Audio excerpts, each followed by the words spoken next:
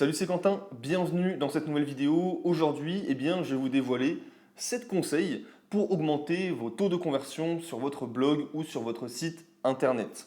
Alors vous voyez, j'ai pris mon petit carnet parce que j'ai pas mal de choses à vous dire. Et juste avant de passer à ces 7 conseils, de quoi on va parler exactement? Quand on parle de taux de conversion, on parle de quoi? On parle principalement de deux choses. De un, on va parler des landing pages. Alors les landing pages, en fait, tout simplement, c'est les pages où on va capturer l'adresse mail des gens.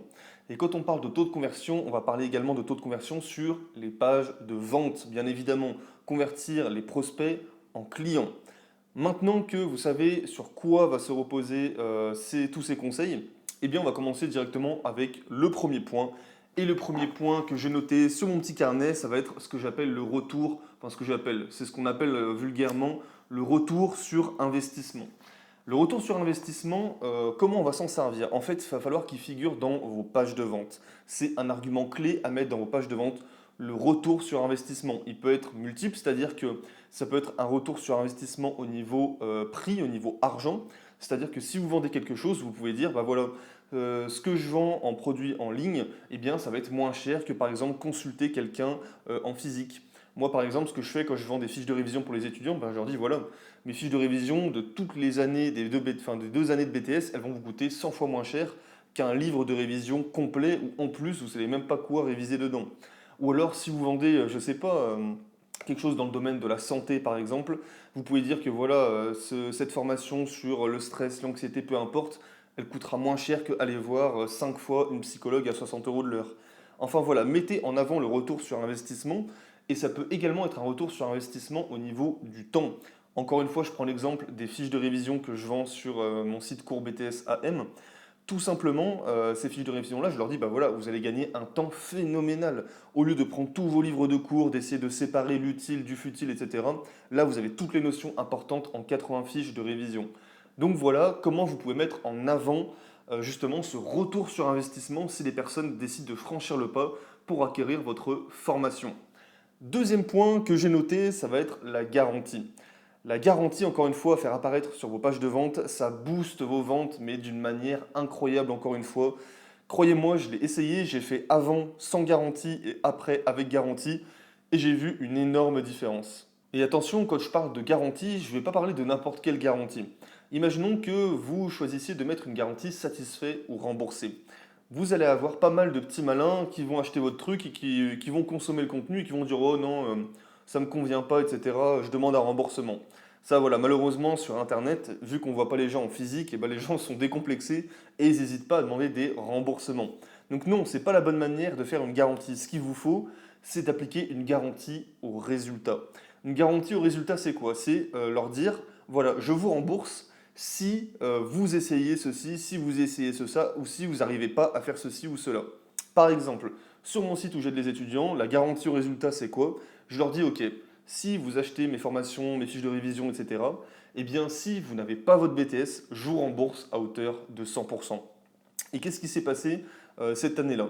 Tout simplement, cette année, j'ai eu environ, je crois que j'ai eu une quinzaine de demandes de remboursement. Donc voilà, j'en avais pour un total de entre 150 et 200 euros, il me semble. Mais voilà, c'est rien comparé au pourcentage de vente que j'ai fait en plus avec cette garantie-là. Les personnes elles se disent, ok, s'ils mettent cette garantie-là, ça veut dire que ça marche vraiment et que je vais réussir mon BTS. Donc c'est vraiment très puissant de mettre une garantie au résultat. Troisième point que j'ai noté, ça va être d'utiliser le chiffre 7. Je pense que vous connaissez déjà un petit peu le truc. Dans toutes les formations web marketing, on voit que les chiffres se terminent par 7. 97 euros, 297 euros, etc., etc. Et avant, je ne savais pas trop quoi en penser. Parce qu'effectivement, dans le web marketing, etc., je voyais tous les chiffres se terminer par 7. Et pourtant, quand on va sur des sites internet de référence comme Amazon ou comme Apple, tous leurs chiffres se terminent par 9, 99,99, etc., etc. Du coup, je me suis dit, il y a bien une raison de pourquoi les chiffres se terminent par 7 et de pourquoi les chiffres se terminent par 9 dans d'autres domaines. Je me suis penché un petit peu sur le truc et en fait, j'ai remarqué qu'il y avait un expert américain, je crois il y a plus de 10 ans maintenant, donc un précurseur dans le domaine du web marketing, qui avait fait une étude, qui avait fait des tests sur son blog et qui avait dit qu'il vendait plus lorsque ses prix de vente terminaient par 7. Ok, jusque-là, très bien, donc pourquoi pas mettre ces chiffres par 7. Mais alors pourquoi justement des grosses entreprises comme Amazon, Apple, etc. mettent leurs chiffres, enfin font que leur prix se termine par 9? Ça, voilà, j'arrivais pas à savoir lequel des deux prendre, j'arrivais pas à départager un petit peu les deux camps. Du coup, bah, ce que j'ai fait, comme d'habitude, j'ai fait un test AB. Tous mes prix sur mon blog, donc ils finissaient par 7. Dès le départ, je les fais finir par 7, 27 euros, mes fiches de révision à 7 euros, mon pack, etc. à 67 euros, etc. Et en fait, eh ben, ce que j'ai fait, c'est que j'ai modifié et mes packs n'étaient plus à 27 euros, mais à 29 euros, à 69 euros, et mes fiches de révision, je les ai mis à 9,99 euros. Ok, j'ai fait ça. En fait, vous voyez, en fait, mon premier blog sur les étudiants, c'est vraiment mon usine, en fait. C'est là où je fais tous mes tests AB, etc. J'essaie d'optimiser un petit peu et je vois ce que ça donne. Je fais des tests environ sur 4-5 mois et je regarde les résultats après. Et là, qu'est-ce qui est retombé? Ce qui est retombé, c'est que j'ai fait 7% de ventes en moins lorsque j'ai passé mes chiffres qui se terminaient par 9. Lorsque mes prix se terminaient par 9, j'ai fait 7% de ventes en moins sur 5 mois. Et ensuite, j'ai refait le test inverse, donc c'est-à-dire que je les ai remis, donc, qui se terminaient par 7, et là j'ai fait 11% de ventes en plus. Du coup, voilà, j'en ai conclu que les chiffres qui se terminaient par 7 eh ben, étaient un peu plus vendeurs. Encore une fois, je ne pense pas que ça fasse une énorme différence, mais bon, d'après les tests, c'était un petit peu concluant, donc j'en ai conclu que voilà, tout simplement, je décidais de terminer mes chiffres par 7 sur l'ensemble de mes blogs, point à la ligne. Ensuite, quatrième point que je voulais vous donner, ça va être en fait le paiement en plusieurs fois. Ça va être un moyen, pareil, qui a boosté mes revenus, encore une fois, mais d'une manière, mais enfin, j'étais moi-même surpris. Et en fait, quand on y pense, c'est logique.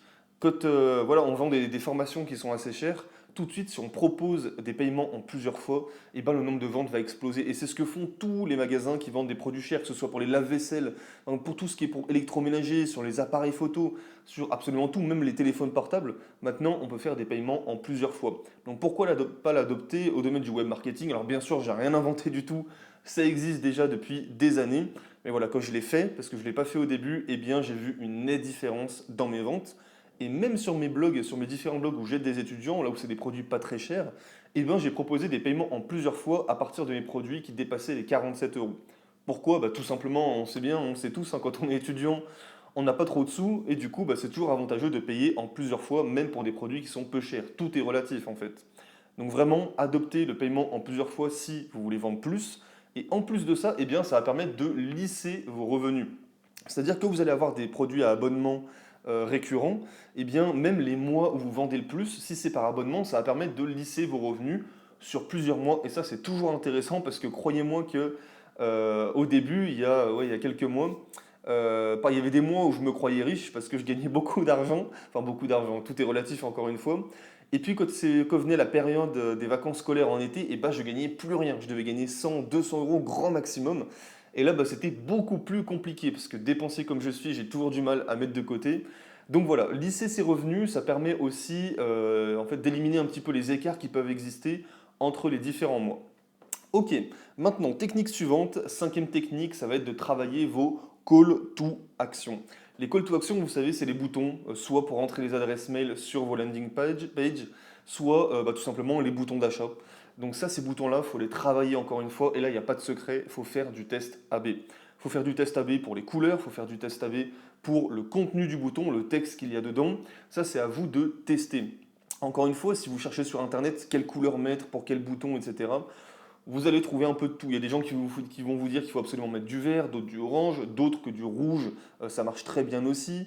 D'autres vont vous dire que sur les textes, il faut donner un impératif, d'autres qu'il ne faut pas forcer les gens. Enfin voilà, il y a plein de manières possibles de faire ces boutons call to action. Et tout simplement, bah, moi j'ai fait des tests. J'ai fait des tests sur plusieurs mois, encore une fois, avec des couleurs, avec différents textes à l'intérieur. Et à la fin, j'en ai conclu lesquels étaient les plus performants ou non. Très vaguement, parce que je ne vais pas tout vous détailler les tests que j'ai faits, mais voilà, très globalement, ce que j'en ai retenu, c'est quoi? C'est que les boutons verts marchent très bien pour lorsque vous voulez donner du contenu gratuit. Donc, c'est-à-dire sur vos landing pages, quand vous dites voilà un e-book offert, etc., les boutons verts marchent très bien. Et pour vendre quelque chose, les boutons orange marchent très bien également, marchent mieux que les boutons verts d'ailleurs. Parce que quand les gens voient vert, en fait, ils pensent que c'est gratuit. Du coup, quand je mettais ça sur une page de vente, eh ben, il y avait beaucoup moins de personnes qui achetaient Pourtant, il y en avait quand même qui cliquaient pas mal, mais quand elles voyaient que c'était payant, eh bien, elles rebroussaient chemin. Alors qu'avec le orange, eh bien, ce taux-là, il a commencé à réduire. Vert pour gratuit, orange pour payant, c'est ce que j'en ai retenu. Encore une fois, ça va être à vous de faire vos propres tests. Sixième astuce, ça va être d'appliquer une astuce, enfin même pas une astuce, c'est carrément un modèle économique qui est en train de se développer énormément, voilà, qui n'est pas encore arrivé à maturité, c'est le freemium. Le freemium, c'est quoi? C'est proposer un produit gratuit au début et ensuite faire payer le service. Par exemple, Netflix, le premier mois est gratuit et ensuite vous payez. Ça marche pour Netflix, ça marche pour tous les produits de service, ça marche notamment pour les applications. Vous connaissez tous les applications, on les télécharge gratuitement et voilà, si on en veut plus, il faut qu'on paye d'autres fonctionnalités ou alors il faut qu'on paye un abonnement. Voilà, le freemium, c'est un modèle qui marche très bien, qui est très à la mode. Et la preuve, c'est qu'il a de très bons résultats et je vous conseille de faire pareil sur vos blogs. Moi, c'est ce que je fais, c'est-à-dire que je montre toujours une partie gratuite de ce que je propose pour qu'ensuite les gens me fassent confiance et engagent ensuite et enchaînent sur le paiement. Sur le payant, pardon. Pourquoi? Tout simplement, si le client a accès à une partie gratuite de votre produit, il va voir la qualité de votre produit, il va vous faire confiance et il va se dire ok, ça me va, je peux passer à la suite. Alors que si vous ne proposez aucun aperçu de votre produit, en plus sur Internet, eh bien forcément les gens auront beaucoup plus de mal à vous faire confiance et ils ne peuvent pas voir le produit. C'est ça l'important, c'est qu'il faut qu'ils voient le produit, il faut qu'ils aient un aperçu, il faut qu'ils aient un exemple, il faut qu'ils puissent l'essayer. Sinon sur Internet c'est très difficile de faire confiance aux gens si on ne sait même pas ce qu'on va acheter. Donc adoptez le modèle du freemium, vous allez voir encore une fois, ça va pouvoir booster vos taux de conversion sur votre blog. Et enfin, dernière étape, septième étape, ça va être travailler les émotions sur vos pages de vente. Le jour où j'ai compris que les émotions, c'était hyper puissant, je vous garantis que mon chiffre d'affaires, il a encore une fois décollé. Pourquoi? Parce que les émotions, c'est ce qui permet de faire un lien avec son audience. Et le cerveau, pour les hommes en tout cas, 86% des achats des hommes, c'est des pulsions émotionnelles. C'est-à-dire que le reste, c'est seulement le cerveau décisionnel et les trois quarts des achats, c'est vraiment purement émotionnel. Quand on achète, c'est émotionnel. C'est pas une décision, c'est pas du tout des achats rationnels. Donc vraiment, utilisez l'émotionnel dans vos pages de vente. 86% des décisions, c'est émotionnel. Si vous mettez ça dans la tête, si vous appliquez ce principe-là de mettre des émotions dans vos pages de vente, et vous allez voir tout de suite la différence. Maintenant, la question, c'est comment faire passer des émotions sur ces pages de vente. Déjà, de 1, c'est plus facile de faire passer ces émotions en vidéo. Alors ensuite, il y a encore la question page de vente vidéo, page de vente texte. Ça, je ferai une autre vidéo dessus. Mais voilà, vous pouvez allier les deux. Moi, c'est ce que je fais. Je fais un petit peu des deux. Bref, vous pouvez les faire passer en vidéo. Et de 2, ce qui marche très bien, c'est en racontant votre histoire. Lorsque vous parlez de vous, vous racontez votre histoire de manière un petit peu scénarisée, justement pour créer des émotions. Et bien là, la personne va se sentir attachée et ça peut lui faire déclencher justement cet achat émotionnel que vous attendez de sa part.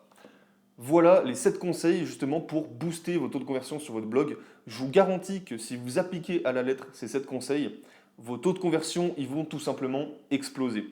Maintenant, si vous voulez en savoir plus sur comment j'arrive à vivre de mes blogs et toutes les stratégies que j'ai mis en place sur mes différents blogs, tout simplement, je vous ai fait une formation offerte d'une série de 5 vidéos. Pour y accéder, c'est très simple, vous allez juste dans la description, vous pouvez cliquer sur le lien, rentrer votre adresse mail et je vous envoie tout instantanément directement dans votre boîte mail.